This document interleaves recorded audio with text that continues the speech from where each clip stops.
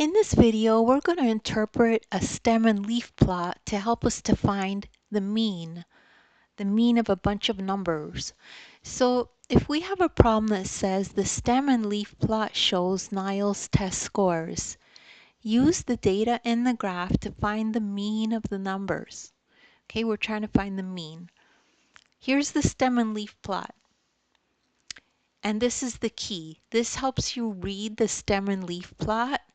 So this is basically saying to you that this and this equals 96. So the brown number and then the line dividing them, and then if there's a 6 there, that means 96. So this would mean 91, this would mean 92, this would mean 96, 98, 99. This one would be 102, 103, 103, and so on. Okay, that's how you read it. So understand that in a stem and leaf plot, the first part of the number is the stem, the last digit of the number is the leaf. So that's why I've colored them brown and green. So step 2, understand what is the meaning of mean, finding the mean. The mean is the average of the numbers.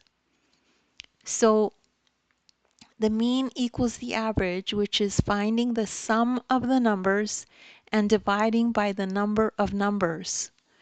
Okay, so let's do that.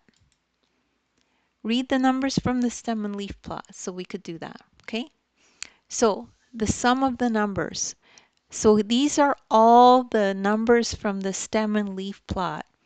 There's 91, there's 92, there's 96, there's 98, there's 99, there's 102, there's 103, 3 times, 1, 2, 3, there's 108, there's 109, there's 111, there's 113, 115, and finally 117.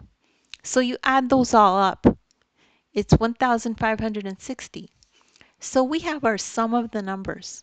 Okay, now we need to figure out the number of numbers we have. So let's just count the number of numbers we have. 1, 2, 3, 4, 5, 6, 7, 8, 9, 10, 11, 12, 13, 14, 15. Number of numbers is 15. Now we just do this calculation. Average, or the mean, is going to be the sum of the numbers over the number of numbers. And that's it. The mean is 104. And that's how you do that type of problem. And don't worry if you don't understand that right away. You probably just need one more explanation. Just rewatch the video. As well, just check out the description. I have links there to other videos of mine that are similar to this, and you can get extra practice that way. Just watch those videos. As well, you could download the ebook. In the ebook, I have this exact lesson. You could follow along in the ebook as you watch the video.